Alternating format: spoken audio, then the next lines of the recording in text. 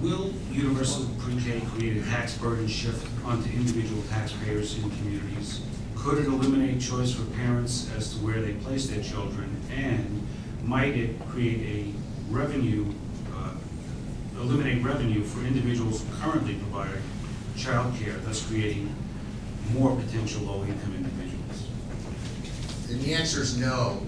As you know, I care very deeply about early child education. I care about early child education because, frankly, the story I shared with you, I am one of those kids that learns differently.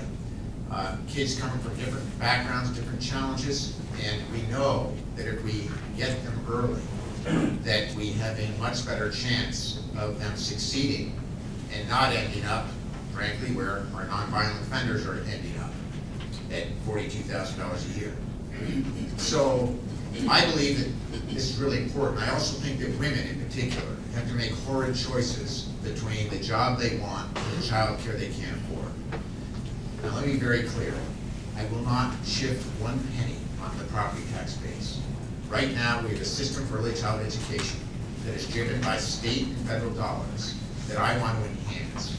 I want to enhance that by using some of the money over time, not on January 1st as Brian proposes, but actually succeeding in breaking the cycle where the revolving door, where 70% of our nonviolent offenders end up back in the clinker and costing us $40 million right now a year, and instead give a voucher to families with some of those savings so that they can pay for the provider of their choice. Not run by the schools, run by the current provider structure.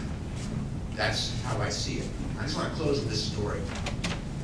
I sat there in appropriations cutting a budget a year and a half ago, and one of my family members asked me if I'd go to an AA meeting with him. And I said, sure. I'd never been to an AA meeting.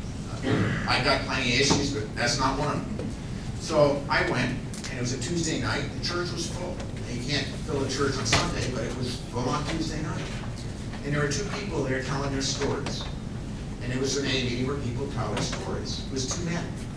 They were between 28 and 35. They'd been drug and alcohol addicted for years.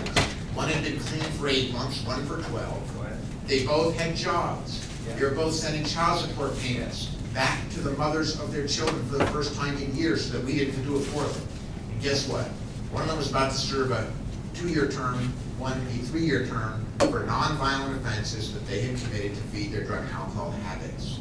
And I sat there on the same day that we were cutting budget and said, wow, I'm looking at $300,000 right here in front of me, not to mention the money we're going to spend sending child support payments back to their parents, back to their mothers of their children when they're in a clinker.